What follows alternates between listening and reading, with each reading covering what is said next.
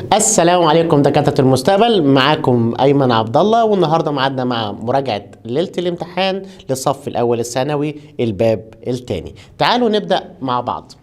احنا عندنا المنهج بتاعنا بيتقسم ان احنا بنمسك الكائن الحي بنقسمه لاجهزه واعضاء وانسجه وخلايا عضيات جزيئات ذرات من الصغير للكبير او من الكبير الى الصغير. اولى ثانوي عام زي ما اتعودنا في الفيديوهات اللي فاتت ان احنا عندنا باب اول بيتكلم في الكيمياء او الجزيئات بتاعه الكائن الحي، الباب الثاني واخد 3 مستويات عضيات وخلايا وانسجه، ومش بنتكلم في الصف الاول الثانوي على الاعضاء والاجهزه. ان شاء الله في ثانيه ثانوي عام تابعنا هينزل ان شاء الله الشرح بتاع ثانيه ثانوي عام كاملا. طيب احنا خلصنا الباب الاولاني في الفيديوهات اللي فات موجود على القناه، وعندنا شرح الباب الثاني. الباب الثاني بنقسمه 3 فصول. فصل عن الميكروسكوب والعلماء، الميكروسكوب اللي خلينا نشوف الحاجات اللي اسمها خليه ديت، وفصل عن الخليه وده اهم فصل في الاحياء على الاطلاق، وفي درس او فصل اسمه الانسجه. طيب احنا هنشتغل دلوقتي على مين؟ على الخليه، ده اهم عنوان في الاحياء. الخليه بمنتهى البساطه عباره عن سائل، والسائل ده علشان ما يتبعترش او يتكب مضطرين ان احنا نحوطه بغشاء. طيب باللاتيني بيسموا السائل بلازم. حضرتك احنا ما عندناش باللاتيني، احنا في مصر لغة عربية عندنا بنسميه بلازم. سايتو بلازم يعني خلية، وده بلازم يبقى السائل بتاع الخلية، اذا الخلية فيها سيتوبلازم اللي هو السائل بتاعها. طب ده هنسميه ايه؟ هنسميه غشاء، غشاء بلازمي، بنسميه السيل ممبرين بالانجليزي. احنا مش عايزين بقى نركز في الانجليزي، احنا مش لغات، احنا الدرس ده موجه بس لبتوع العربي. حضرتك يبقى احنا عندنا غشاء وسائل جوه بنسميه بلازم او بنسميه السيتوبلازم. كده احنا عملنا خليه، بس برضو من ضمن المكونات الاساسيه في الخليه حاجه اسمها الماده الوراثيه، وديت ممكن تكون محاطه بنواه وممكن يكون لا. الماده دي هتكون حامضيه فبنسميها حمض نووي زي ما قلنا في الباب الاولاني. شاطر، بتفكر صح. الدي ان ايه والار ان ايه. يبقى احنا عندنا هنا ماده وراثيه دي ان ايه وار ان ايه، ممكن في بعض الاحوال تبقى ار ان ايه بس في بعض الكائنات، لكن المجمل ان احنا عندنا دي ان ايه وار ان ايه. اذا الخليه فيها حاجات اساسيه وهي الغشاء والسائل والماده الوراثيه. لو ما فيش غشاء الخليه خلاص هتتكب، لو ما فيش السائل يبقى ما فيش حاجه ثلاثيه الابعاد، لو ما فيش ماده وراثيه الخليه تبقى غير حيه. 99% تقريبا من الخلايا تبقى عندها الثلاث مكونات الرئيسيه ديت. فاحنا هنقول ان الخلايا في غشاء وفي سائل بلازم وفي حاجات موجوده في السائل. الحاجات اللي موجوده في السائل ديت مش شرط تكون اساسيه في الخلايا، يعني مثلا احنا عندنا نواه مش شرط تكون موجوده في كل الكائنات، وعندنا حاجات تانية بنسميها عضيات. عضيات دي بقى يعني مثلا حاجه كده شكل مثلا بيضاوي، مثلا ممكن يكون في شكل تاني، في يكون شكل معرفش ايه كلام من ده. الحاجات دي لسه نخش فيها بالتفاصيل، بس احنا هنسميها عضيات. العضيات دي هنقسمها برضو نوعين، ونبدا بقى نخش في التفاصيل اللي موجوده في الخليه. هنمسح على السبوره ونبدا نرسم كل مكونات الخليه وناخدهم مكون مكون. يلا بينا ناخد درس الخليه اللي هو اهم درس في الاحياء واساسي جدا لفهم ثانيه ثانوي عام وثالثه ثانوي عام وكمان الجامعه اذا كنت كليه علميه، هو درس الخليه. تعال نشوف مع بعض. انا قلت لك ان الخليه عباره عن سائل ومحاط بغشاء، كل الفراغ ده عباره عن سائل، وسائل سميناه بلازم، سيتوبلازم. احنا هنحاطه او هنلفه بغشاء اللي هو الازرق ده، وعشان انت لو محتاج حمايه في الخلايا النباتيه او في الطحالب او بعض الفطريات هتحتاج حضرتك الغطاء التاني ده اللي هو بنسميه الجدار. يبقى ده كده حضرتك اسمه غشاء، وده كده بنسميه جدار. غشاء بلازمي او غشاء خلوي وجدار خلوي. احنا بنقول على ده غشاء بلازمي عشان هو محاط بالبلازم. طيب فين بقى البلازم؟ البلازم اللي هو ده احنا بنسميه سيتوبلازم. جميل. السيتوبلازم هو السائل اللي مالي الخليه كلها. امال مين بقى الحاجات دي بقى؟ هي دي بقى المكونات اللي موجوده في الخليه، اسمها عضيات. اعدادها مش ثابته، اماكنها مش ثابته. طيب عايزين كده ناخدهم اسم سريعا قبل ما نبدا. الشكل اللي هو الدائري ده ممكن يكون دائري او بيضاوي، ساعتها احنا هنسميه نواه، ده عضي. الشكل البيضاوي ده حضرتك بلاستيدا. الشكل ده اسمه ميتوكوندريا. الشكل ده بنسميه فجوة. خلي بالك احنا هنتكلم على كل واحد بالتفاصيل. الشكل ده بنسميه نواة. الشكل ده مشبك في بعض فبنسميه شبكة في البلازم، بنسميها اندوبلازمية. اندو يعني بالداخل، شبكة يعني متشبكة، بلازمية يعني السائل يعني شبكة داخلة في السائل. الجماعة بتاع اللغات هيستفادوا جدا من الفيديو ده. طيب حضرتك الشكل ده بنسميه جهاز جولجي اباريتس. طب ده بنسميه حويصلة او بنسميه لايسوسوم. كده حضرتك عندنا المكونات اللي موجوده في الخليه. مش شرط كل خليه يكون فيها المكونات ديت، بس اقل واحده المفروض تبقى موجوده هي النواه. طيب تعالى كده نعدهم، ادي 1 ادي 2 ادي 3 ادي 4 ادي 5 ادي 6. غير النواه دول 6 عضويات كلهم عندهم الغشاء. ده عنده غشاء وده عنده غشاء وده كده غشاء اللي هو الصفحه او الحاجه اللي عامله شكل للعضي ده. في بقى عضيات تانية ملهاش اغشيه، عضي بتحط في معظم الوقت على الجنب وده بنسميه اللي هيقسم الخليه بالنص بنسميه الجسم المركزي، وفي عضي تاني اسمه ريبوسومات هناخدها دلوقتي. طيب نبدا كده مع بعض. يبقى كده يا باشا الخليه فيها غشاء وفيها جدار. الغشاء ده وظيفته ان يلم السائل، الجدار وظيفته ان يعمل عمليه حمايه. حضرتك لو اتكلمنا على مكونات الغشاء هنلاقي حاجه اسمها فوسفوليبيدات قلناها في الفصل الاولاني، وفي حاجه اسمها كوليسترول عشان تمسك طبقتين الفوسفوليبيدات، وعندنا حاجه تانية اسمها بروتين. في الفيديوهات التفصيليه بنتكلم عن كل الحاجات ديت. اما الجدار ده في ماده اسمها سيلولوز، وممكن كمان يضاف له ماده اسمها ليجنين، دي هنذكرها في درس الانسجه. طيب بالنسبه للنواه، النواه حضرتك محاطه بغشاء وفي كمان فتحات هنا عشان لو في حاجه خرجت من بره الخليه لجوه الخليه. طيب احنا موجود عندنا ماده كيميائيه اسمها دي ان ايه. لو هي ماده كيميائيه الدي ان ايه ديت عملت عمليه التفاف او عمليه تكثيف حوالين بروتين معين بنسميها كروماتين، وممكن كمان تضغط اكتر واكتر نسميها كروماتيد، او ممكن نسميها كروموسوم، ولو اتنين مع بعض بنسميها برضو كروموسوم او بنسميها 2 كروماتيد مع بعض. كل ده في وجهة نظري بنسميه دي ان ايه. ممكن شوية من دول يعملوا كلكعة مع بعض بنسميها نوية. دكتور خلي بالك كل اللي بالاسود ده في عينينا كاحياء عباره عن دي ان ايه. الدي ان ايه ده بنصنع منه حاجه اسمها ار ان ايه. الار ان ايه في منه انواع، هيبقى عندنا نوع منه اسمه ريبوسوم. الريبوسوم ده على شكل حبيبات، ده كده اسم عضي جديد الريبوسوم. لما اقول لك لو سمحت دكتوره عرفي لي الريبوسوم او الريبوسوم ده جاي منين، هتقول لي اتصنع من الدي ان ايه صح، من الكروماتين صح، كروماتيد صح، كروموسوم صح، نويه صح، بس اكثر مكان ينتج الريبوسومات او الار ان ايه هو النويه. طيب دكتور النواه بتتكلم عن ايه عشان نمشي سنه سنه؟ هي فيها دي ان ايه وبتصنع الار ان ايه. بعد ما نصنع الار ان ايه هيبدا يخرج من الثقوب دي. طب لو ما خرجش من الثقوب ديت مش هنعمل وظيفته. طب هي ايه وظيفته؟ والله وظيفه الريبوسومات ديت انها تروح تصنع لي بروتين على الشبكه، مش شرط تكون على الشبكه، ممكن تصنع بروتين وهي في السيتوبلازم. جميل جدا. معنى كده ان احنا دخلنا في الشبكه. لما اقول لك الشبكه بتعمل ايه؟ هتقول والله الجزء اللي هو منقط ده هنسميه شبكه خشنه، والجزء اللي مش منقط هنسميه ملساء. تقدر تتوقع يا دكتور الخشنه بتعمل ايه؟ الخشنه بتصنع بروتين، الملساء مش بتصنع بروتين. جميل. طب دي لما تصنع بروتين بواسطه الريبوسومات اللي عليها، البروتين ده هيروح فين؟ هيروح لجولجي. كده احنا رايحين لجولجي، هناخد وظيفه جولجي. طب الملساء هل هي هتصنع بروتين؟ لا مش هتصنع بروتين، هتصنع حاجه اسمها كربوهيدرات. يعني هتاخد الجلوكوز وتحوله الى جليكوجين، او ممكن تاخد الحمض الدهني وتحوله الى ليبيدات.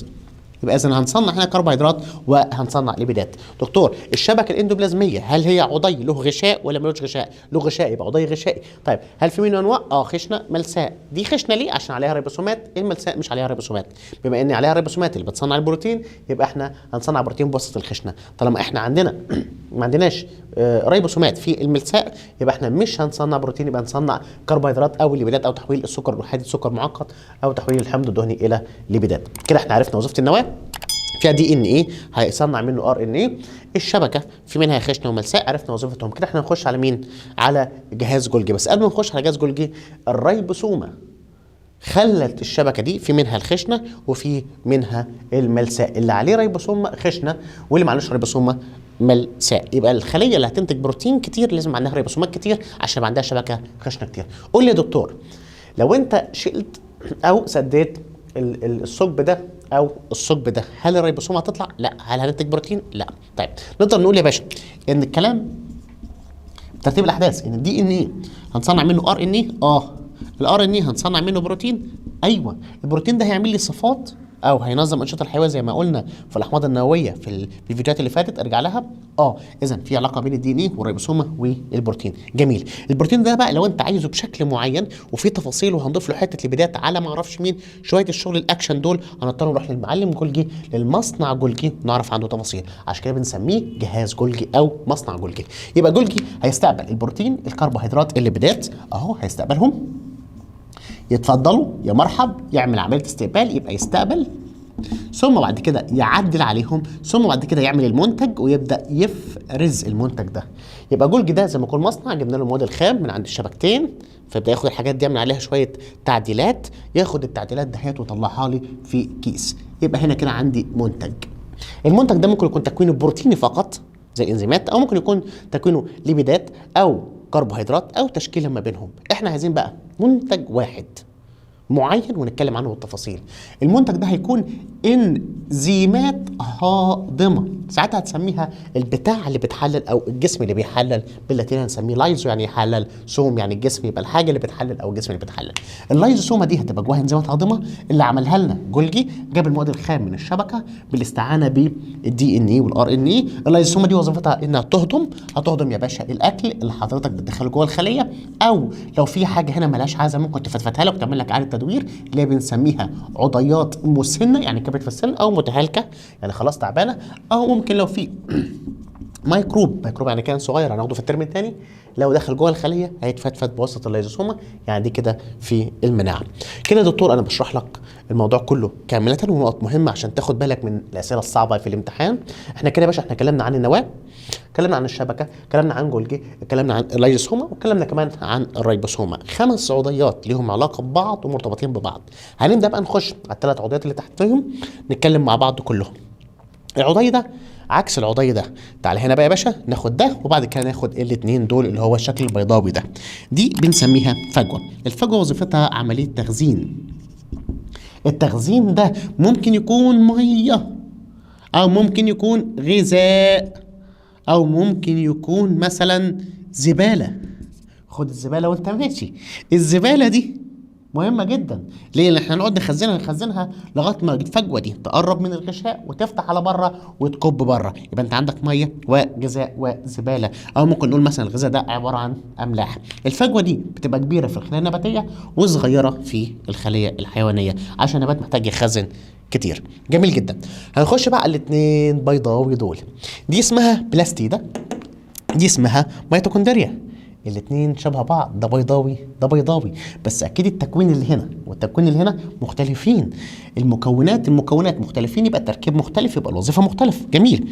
بص يا دكتور دي عندها شكل بالشكل ده، ودي الغشاء الداخلي بتاعها ده بيتنى كده. هل في فرق في التركيب؟ ودايما في الاحياء طالما في فرق في التركيب هيبقى في فرق في الوظيفه. جميل. هنعرف حالا الوظيفه وهنديك مثال بعد شويه. بص يا دكتور انا عايزك تقول بيانات. دي فيها غشاء خارجي غشاء داخلي؟ دي فيها غشاء خارجي غشاء داخلي؟ غشاء مزدوج يعني طبقتين يعني غشائين؟ حضرتك المكون اللي جوه البتاع دي بنسميها قرص، ودي بنسميها عرف، شويه مع بعض يبقى اعراف. ده في انزيمات، ده في انزيمات. حضرتك درست درس الانزيمات. الانزيمات دي ممكن تكون هدم او بناء. الانزيمات اللي هنا بتاخد حاجات صغيره وبتعمل حاجات كبيره. الانزيمات اللي هنا بتاخد الكبيره تفتفتها. يبقى حضرتك لو احنا دخلنا جوه المكان ده CO2، التفاصيل دي مش عارفين في اولى ثانوي عام، ودخلنا H2O، لو دخلنا الاتنين دول للمكان ده، الانزيمات دي انزيمات بناء، هتبدأ تعمل لي مركب اسمه C6H12O6. شاطر، جلوكوز. المركب ده هننتج معاه كمان اكسجين، يبقى البلاستيدة ديت عملت عملية بناء. تعالى هنا بقى، هندي لدي جلوكوز C6H12O6 وهندي لها اكسجين، هتبدا هي تدينا CO2 زائد H2O. لا، ايه الفرق ما بين ده وده؟ لا، ده حركه المركبات الصغيره هتدي الكبيره، المركبات الكبيره هتدي الصغيره. جميل جدا. بص، دي سميناها انزيمات بناء، دي هنسميها انزيمات هدم، او هنسميها انزيمات اكسده، او هنسميها انزيمات تنفس خلوي. يبقى ايه الفرق ما بين ده وما بين ده؟ والله فرق في التركيب، فرق في المكونات. هنا انزيمات بناء، هنا انزيمات هدم. طيب حضرتك هنا بتبني الجلوكوز، هنا بتأكسد الجلوكوز، هنا حضرتك دخلت CO2 H2O عشان تعمل جلوكوز وتعمل ايه؟ اكسجين. هنا دخلت الجلوكوز ودخلت الاكسجين عشان تطلع ثاني اكسيد الكربون والميه، الاثنين عكس بعض. بس حضرتك علشان تعمل ده محتاج حضرتك تطلع او تدخل ضوء. علشان حضرتك تعمل العمليه دي هتلاقي فيه طاقه طلعت اسمها ATP. يبقى هنا بنستهلك طاقه، هنا بندي طاقه. طيب بالنسبه للالوان، مين فيهم اللي عنده الوان؟ حضرتك دي اللي فيه منه كذا واحده فيها لون. هديك مثال. المثال عندنا حاجة اسمها الخيار. الخيار ده هو الشكل بتاعه من بره أخضر. أي نبات في اللون الأخضر هيبقى عنده بلاستيدات خضراء، ولكن في أجزاء ما فيهاش الشكل الأخضر، يعني مثلا من الداخل ما فيش الشكل الأخضر. الشكل الأخضر ده هو ما فيهوش بلاستيدات، ولكن ممكن يكون ما فيهوش بلاستيدات خضراء، ولكن ممكن يكون في لون تاني. هنعمل ايه بالخيارة دي؟ هنديها لسمسمة. تعالي يا سمسمة. سمسمة بالعلم بتاكل اي حاجه خضراء عشان الماده اللي فيها اللي هي الكلوروفيل الاخضر مفيد ليها جدا. فين بقى الكلوروفيل ده؟ الكلوروفيل ده موجود في القرص دهوت. القرص ده جوه ماده اسمها كلوروفيل. كلوروفيل يعني اخضر. لو احنا شلنا الماده الخضراء دي هتبقى البلاستيده مش خضراء، هتبقى بلاستيده بيضاء. ولو حطينا ماده ملونه تانية زي الكاروتين هتبقى بلاستيده مش خضراء مش بيضة، هتبقى ملونه تاني للون اللي هو البرتقاني او درجات البرتقاني. اذا البلاستيده دي هيكون في منها انواع، في منها الملونه غير الاخضر، وفي منها خضراء، وفي منها عديمه اللون. الخضراء ديت هي اللي بتعمل عمليه بناء ضوئي، والباقي ده تلوين وده عمليه تخزين، بس بتخزن نشا بس. احنا عندنا بلاستيدات بتخزن حاجات مختلفه. طيب هل دي هيبقى في منها انواع؟ لا، ما فيش منها انواع طبقا للمنهج بتاعنا. كده يا دكتور احنا خلصنا العضيات اللي لها علاقه ببعض وخلصنا العضيات دي، بقى لنا 2 ونخلص الشرح تماما. حضرتك اول عضي فيهم هو العضي اسمه جسم مركزي. ده عباره عن خيوط او بنسميها انيبيبات، عباره عن 3 انيبيبات عاملين مجموعه، وفي كمان 3 تاني، يبقى تاني مجموعه، تالت مجموعه، رابع مجموعه، خامس مجموعه، سادس مجموعه، سابع مجموعه، تامن مجموعه، تاسع مجموعه. دكتور اللي قدامك دي انيبيبات عامله 9 مجموعات، 9 في 3 ب 27 انيبيبه. اللي قدامك الشكل دهوت مش محاط بغشاء وشكله مش بالمنظر ده، عباره عن انابيب واقفه جنب بعض. احنا مش عندنا التفاصيل بتاعت شكله قوي، لكن عندنا التفاصيل بتاعت تركيبه. 9 في 3 او 9 مجموعات في 3 انابيبات يبقى 27 انيبيبه، بنسميها على بعض سنتريول. في زيه هنا بالظبط نفس المبدأ بتاعه، مش هنرسمه بقى خلاص، ده كده هنسميه برضو سنتريول. جميل جدا. الاتنين سنتريول دول بيلعبوا شد الحبل مع بعض. يعني شد الحبل يعني حضرتك ده هيطلع خيوط وده هيطلع خيوط، ياخدوا مكونات الخليه، ده ياخد ميتوكوندريا، ده ياخد ميتوكوندريا، ده ياخد كروموسوم، ده ياخد كروموسوم، ونقسم الخليه بالنص. يبقى دكتور قول لي وظيفه الاتنين مع بعض ايه؟ هتقول لي يا باشا اسمه الخليه. ده رقم 1. يبقى حضرتك عشان نعمل اسمه الخليه محتاجين نكون حاجه اسمها خيوط مغزل. يبقى ده لازم يكون عنده الفكره بتاعه تكوين خيوط المغزل. الاثنين مع بعض دول بنسميهم جسم مركزي. يبقى جسم مركزي او سنتروسوم باللاتيني بيعمل ايه؟ بيعمل اسمه الخليه. لو هنعمل حاجه اسمها خيوط مغزل، بس ممكن ما يكونش خيوط مغزل، ممكن يعمل خيوط ناحيه بره، ساعتها بنسميها اصوات واهداب.